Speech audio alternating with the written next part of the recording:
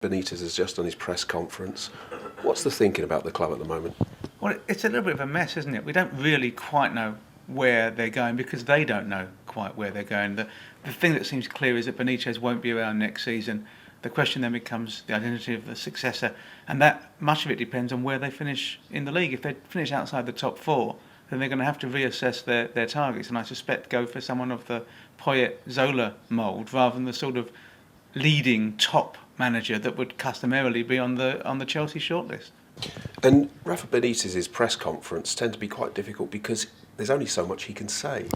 He's very much hidebound by the fact that he's not in control of policy, he's not in control of transfers, he's not in control of contracts, and of course he's not in control of his own future because he hasn't got one. He knows that it's a finite situation.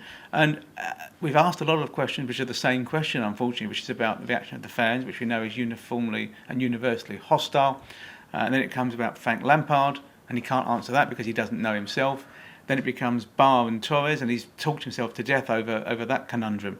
And it does develop a sort of Groundhog Day feel about it sometimes, which is a bit unfair because Benitez is trying to be helpful. He's trying very hard to give us as much as he can. But he's, I said, sort of stuck in a position where he's basically straitjacketed by the chaos that is Chelsea. And the Frank Lampard situation appears to be as clear as mud. One minute we're hearing there's no contract being offered, sometime then we're hearing perhaps there will be. What's your gut feeling on this? Look, it's not harmed the club for it to be suggested this week that there's a possibility of Lampard staying. But the vehemence of the denials from Camp Lampard suggests that they're genuinely angry. If you were a total cynic, which of course I'm not, you might suggest that it might have served Chelsea's purposes for this to be out there to try and calm the madness of the fans. I wouldn't possibly consider that. Of course, no club would ever act in that way.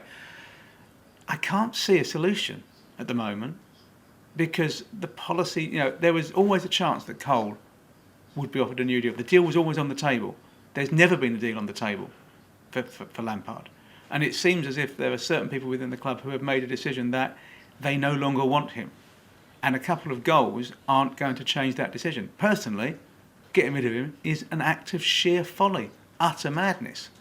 But that still seems to be the way we're going. And unless there is a remarkable volte-face, and Chelsea don't tend to do that, I can't see that situation altering to a way that keeps him at the club.